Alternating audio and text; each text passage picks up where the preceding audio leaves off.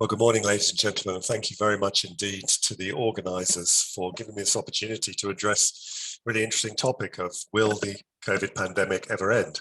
Obviously, I believe it will, as I think you do too, but I, like you, am not a soothsayer. I don't read entrails or have a crystal ball. But in the next 15 minutes, I'd like to try and address why I think it'll end and how it will end. I don't have any conflicts of interest to declare that would stop me giving this talk.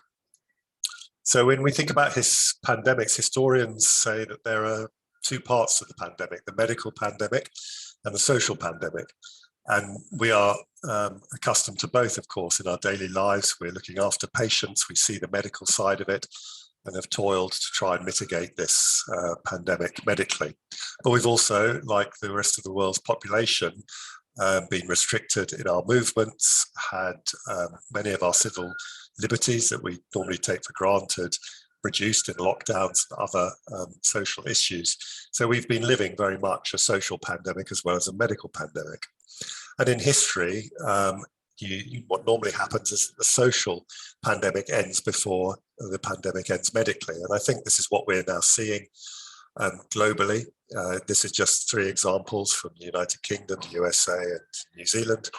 And as you know, despite a large number of cases being ongoing at the present and hospitalizations still occurring in many of these countries have reduced their restrictions. And in fact, on the 24th of February, the UK government put an end to all restrictions, social restrictions related to COVID.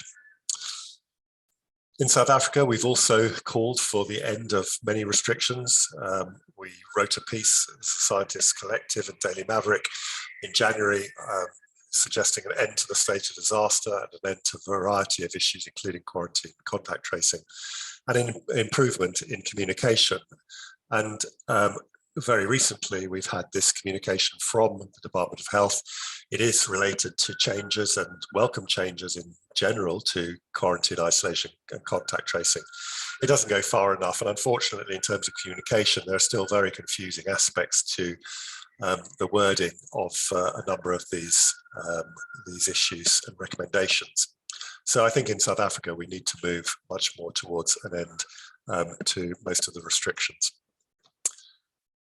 So what about the medical pandemic? The social pandemic I've discussed, but medically we're now seeing some interesting developments. And the first interesting development is the uncoupling of cases versus deaths during the fourth Omicron wave. And as you can see, this is data from the Western Cape, although the charts look very similar for national data.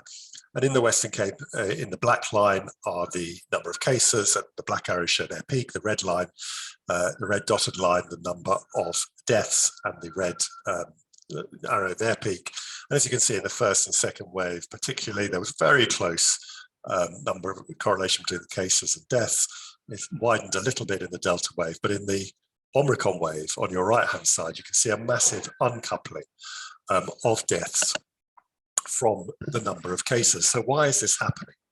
Well, the number of cases per se, non-severe cases, is really driven by the levels of antibody-related immunity, the degree of our ability of neutralizing antibodies to neutralize incoming virus. And as you know, with the Omicron variant, had a huge number of mutations, many of which were in specific and very critical binding sites for neutralizing antibodies, which therefore allowed the Omicron variant to bypass to a great degree our antibody-dependent immunity and cause cases. And we can just see here on the right, this panel indicating, see the geometric mean in titers, neutralizing antibody titers drastically reduced in Omicron, around a 20 to 25-fold reduction in neutralization for Omicron versus the ancestral D614G strain. And then in E, taking together RCTs on the topic and a 22-fold reduction in neutralization in Omicron together, showing the reduction in the predictive vaccine efficacy against symptomatic illness. However, what we've also seen, again, another study from South Africa, has shown us that despite a marked reduction in neutralizing ability, our cell-mediated immunity, particularly our T-cell responses, remain robust. Now, the number of epitopes that these different T-cells will recognize is really huge. Plus, a lot of the mutations that occur in the spike protein don't really affect the binding of the T-cells. And what you can see in the left-hand panel, serum from patients who've had various different types of vaccine or natural infection, which is the convalescent arm, shows that there is really preservation of CD4 and CD8 cell response. You can see on the right-hand graphs F and H of this left-hand panel, you can see the fold reduction is really very minimal. And then again, in terms of the difference between the CD4 and CD8 cell responses relating to Omicron compared to Delta and Beta, again, has been preserved. So this gives a lot of hope that future variants, despite being able to bypass neutralization abilities of antibodies, our robust T and B cell response is likely, I think, to be maintained. Now, of course, and we'll discuss later why that's a possibility that may not be the case, but I think it's likely that it will be. Furthermore, we know that natural infection, and this study from real-life world data from Qatar, also enables protection against severe disease, critical or fatal COVID. So what you can see here is that although the effectiveness against symptomatic infection, if you've been infected previously, is reduced with Omicron down to effective vaccine an effectiveness of 56%. What you see in the bottom is that despite this, the effectiveness against severe disease in real-world data in natural infection is still very protective at 87.8%. Furthermore, we know that vaccination is protective against death. And this is the data from our World in Data website of Swiss data showing the weekly death rate by vaccination status in January of this year. And you can see that if you are vaccinated but haven't been boosted, there's a dramatic drop in your death rate. But if you've been fully vaccinated and boosted, it drops even further down to 0.27 per 100,000 people. So that again is good news. Both natural infection and vaccination do protect. And again, the Siren study, which is a really interesting study from the UK, in which 44,000 healthcare workers are PCR tested every 2 weeks, shows the importance of the boosting, whether or not you've had previous infection. So the amount of protection against SARS-CoV-2 is related to your vaccine exposure. So if you've had no previous infection and you are vaccinated with a booster, two vaccines of the Pfizer and the booster, your vaccine effectiveness against Omicron was 62%. If you'd had prior infection and your vaccine status was 3, what were they called? They called over there 3G, with your booster, it was 71%. So there is good evidence, and I think one has to get this across to people, that even if you've had natural infection, vaccination does increase your protection against Omicron. So it all does come down to how much immunity there is in the population. And this sero survey, and thank you to Marvin Fowl from virology for giving me this slide. This is from the 3rd sero survey in the Western Cape.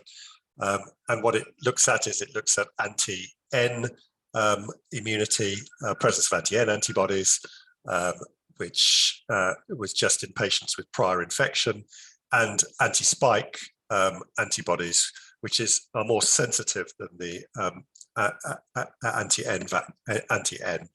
And what you see that in prior infection, the amount of anti-N was greater in the public sector than the private sector in the diabetics, these two groups of diabetics. But the important data really is in this right-hand panel in the anti-spike data, which shows that over 80% of the people really in the Western Cape, and if we're able to extrapolate from these groups, public sector diabetics, private sector diabetics, HIV patients, and hospital pediatrics, basically over 80% of the adult population has immunity to SARS-CoV, a level of immunity to SARS-CoV-2. That's also been seen in a recent publication by Shabir Mahdi, looking at seroprevalence in Gauteng. And again, if you were related to your vaccine status, was up to 93% seroprevalence. So we've got a very high seroprevalence rate in South Africa. So taking all this into account, how will COVID end? And I think there are three generally accepted scenarios, two main accepted scenarios that could play out. The first is that we are able now to live in an equilibrium between humans and SARS-CoV-2. We've seen with Omicron this uncoupling of deaths. We're still seeing cases, but we're not seeing so much deaths. And that's a move towards equilibrium, because what the virus really wants, if you want to put it that way, is to be transmissible, but to not kill the host.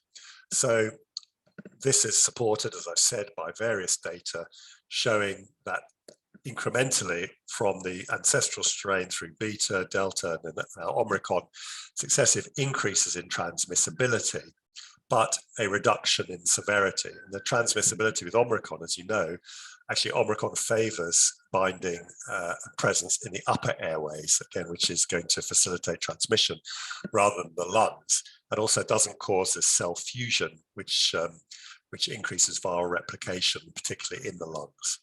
We also have historical precedents that this plays out and is often the end of the pandemic medically, because in the Spanish flu in H1N1 in 1918, that's how it played out after three massive waves. And also one of the four coronaviruses that it now causes the common cold actually caused a pandemic in 1889, so-called Russian flu.